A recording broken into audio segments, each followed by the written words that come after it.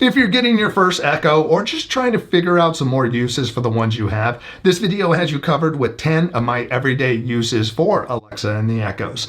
I'm going to go over some stuff for making requests, playing back media, some smart home uses, and more. Let's take a look. Most of these uses work on both Echoes and Echo Shows. If you'd like to check out any of the latest Echoes, I'll put links down in the description. This first one is using timers and alarms. This has to be the #1 use feature in my house, probably, and weather #2. So with timers, you have a bunch of different choices. You can set one timer, multiple timers, you can name your timers, and you can even add or subtract time to it. Alexa, set a pasta timer for 5 minutes.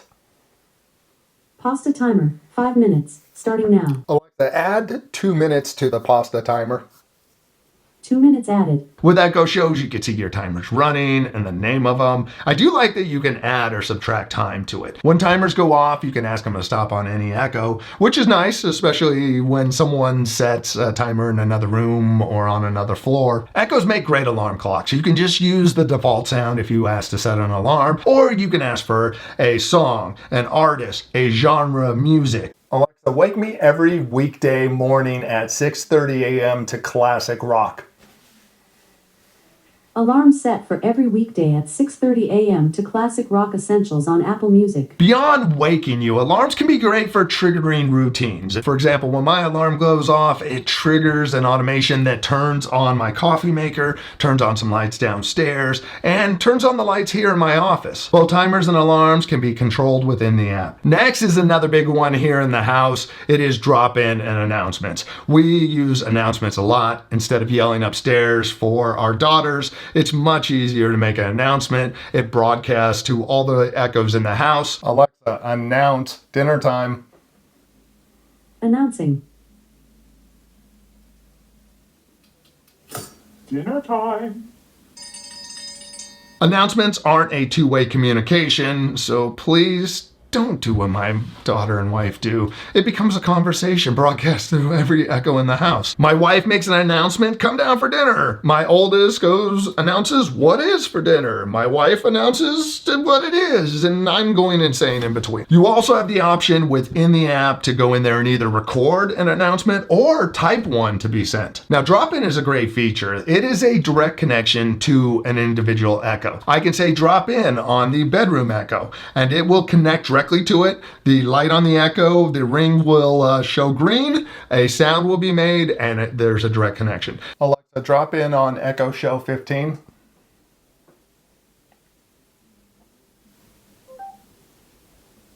If you're using an Echo Show, what will happen is that connection will start. A sound will be made, but the camera will be blurry, so no one can see you, and it gives the user on the other end enough time to stop the drop-in call. Next is making requests. Every morning I hear my wife and my daughter ask what the weather is to determine what they're going to wear for the day. I appreciate they're using this. My wife used to ask me like all the time, what's the weather like outside? But for the last 5 years, she hasn't had to rely on me for a weather report. You can take advantage of requests in so many different ways. Translate words, convert measurements. Alexa, how many centimeters in a foot? 1 foot is about 30.5 centimeters. Find out how long it's going to take you to get to the airport. Play some games. You just try it out. Have some fun. Ask for some jokes. Alexa, tell me a joke. What do you call a muddy chicken that crosses the road twice? A dirty double crosser. Today's video is sponsored by SwitchBot and the new K10 Plus mini robot vacuum. The K10 Plus is the world's smallest robot vacuum at 9.8 inches wide, and it can go where other vacuums can't. The K10 is small, but it is packed with features that you'd find in larger vacuums, such as laser mapping, obstacle avoidance, no-go zones to keep it out of trouble, and a self-emptying bin, which is a must-have if you're a pet owner. When the vacuum's done cleaning, it goes back to the self-emptying bin, empties itself into a bag, and you change that bag out once every couple of months. The K10 Plus is a mini vacuum, but it still has the power of larger vacuums. This thing was able to take on the fur from my 100-pound dog without any problem. For the holidays, SwitchBot has a great deal on the K10 Plus, along with a lot of their other devices, so definitely check them out using the link in the description. You'll also find a link to my full video on the K10 Plus. Next is calendars. You can connect a Google, Microsoft, or Apple iCloud account and sync up the calendars you want. It's great. You don't have to sync up all the calendars under that account. Like for my family, I sync up my work and personal, and my wife syncs up work and personal, and then we have a kids calendar. Super easy. When you set it up within the app, you pick which calendars you want, but then you can also choose what your default calendar is. So when you add something to your calendar, like for mine, it just puts it on my personal calendar, which is being shared with everybody anyways. You can also pick a calendar to have announce what's happening that day. So you pick a family calendar that's shared, and then it will tell you all the appointments that are happening for that day. There's also a feature called Calendar Insights, and what that'll do is it'll look at the events that you have within your calendar, and you can turn on either weather insights or transportation, driving insights. And what that'll do is if there's bad weather, it could alert you that you might want to leave earlier. You can also have Alexa announce your upcoming events 15 minutes before they happen. If you choose that option, you actually pick which Echo will get those notifications. So in here, I would just take my Echo that I have on my desk and get it there, so it's not bugging everyone. Alexa, add lunch to my calendar for tomorrow at 12 p.m. Okay, I've added that. I can ask to see what's on my calendar. I can make changes to events using voice. Using calendars, adding things and changing things, you definitely have to get used to the right wording for that stuff. Next is one of the biggest uses for a lot of people. It's listen to music, podcasts, and audiobooks. The Echoes have definitely improved over the years when it comes to sound. The full-size Echo now has really full sound to it with the separate woofer. The Echo Show 5, the recent Echo Dot, and the recently released Echo Show 8 all saw nice sound improvements to them. Now, to listen to music, there are so many different services you can connect. You can connect Amazon Music, Apple Music, Spotify, Pandora, iHeartRadio, TuneIn, SiriusXM, Tidal, Amazon HD. And for podcasts, you have Apple Podcasts and some other ones there. If you go into the app, you can choose what your default service is. So in my house, it's Apple Music. If I want to pick from a different service, I would say play whatever from Pandora, and then it would grab it from there. And that's something to keep in mind. So if two different people in the house want to listen to two different things, you have to ask from two different services, because unfortunately there are no family account support. So if you have Spotify, Pandora, Apple Music, and you're using a family plan, you can't separate them out, which would be really nice if you could. Instead, everybody uses my Apple Music account.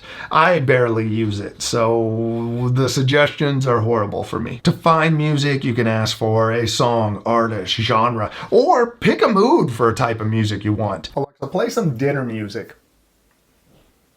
Entertaining from Craig's Apple Music.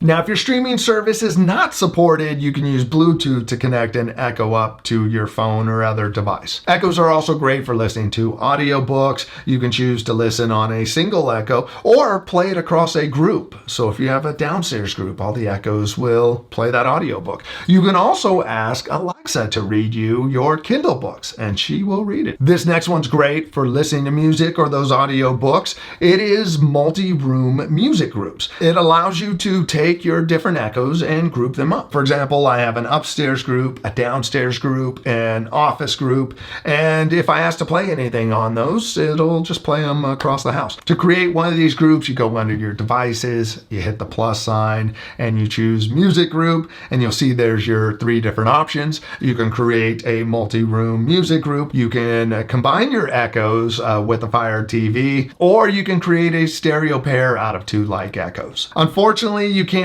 use Bluetooth from your phone or another device to a group of Echoes. That only works with a single Echo. Next is watching content on the Echo Show. You can watch content from Prime Video, Netflix, Hulu, NBC, Red Bull, and more. Not too long ago, Amazon added the Fire TV interface to the Echo Show 15. So it acts pretty much like a regular Fire TV. You can even pair a remote with it, which my wife loves. She watches the news in the morning. Now, if you want to make requests to watch content with certain services like Hulu, I can say, Alexa, open NBC on Hulu.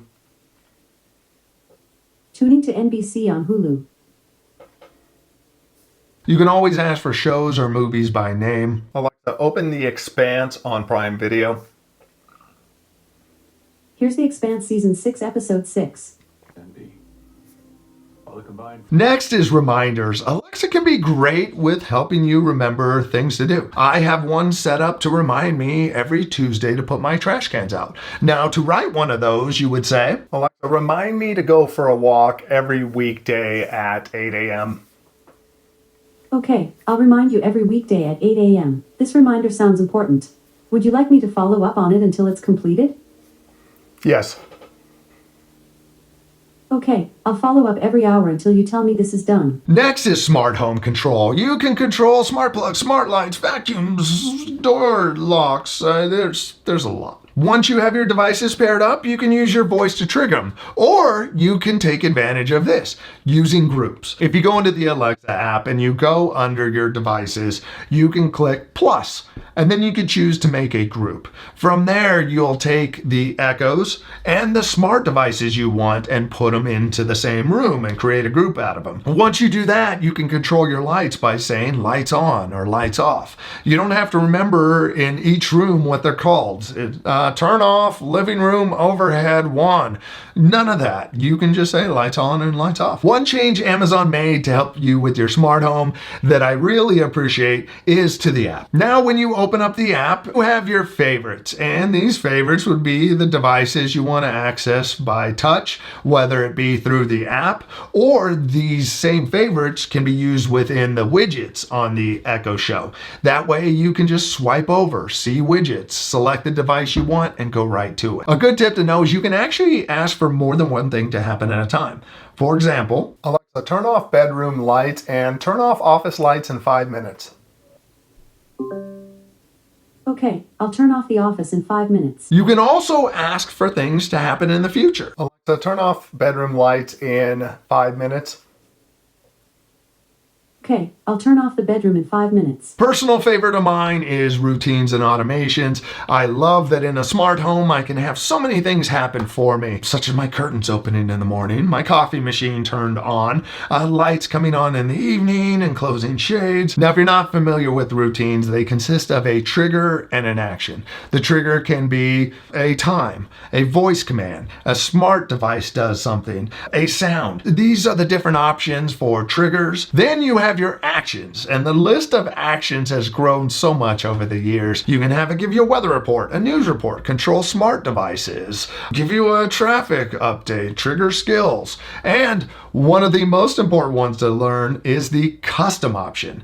And with the custom option, you could basically create a routine to control almost anything on your Echo, because the custom option allows you to type in a command that you would normally make to Alexa. So Alexa is issuing the command to herself. So think about how many options that can open up for automations. Now you can go in and you can play around with triggering the different options. Under actions, you could create multiple steps. You could put in wait times. Now, if you're not into all that, there is a routine gallery. There you can find routines that are already made for you. And you just basically fill in the blanks at that point and you get some great automations. So speaking of automations and routines, you need some great smart devices to automate. So make sure to check out our sponsor, SwitchBot. Again, the links are down in the description.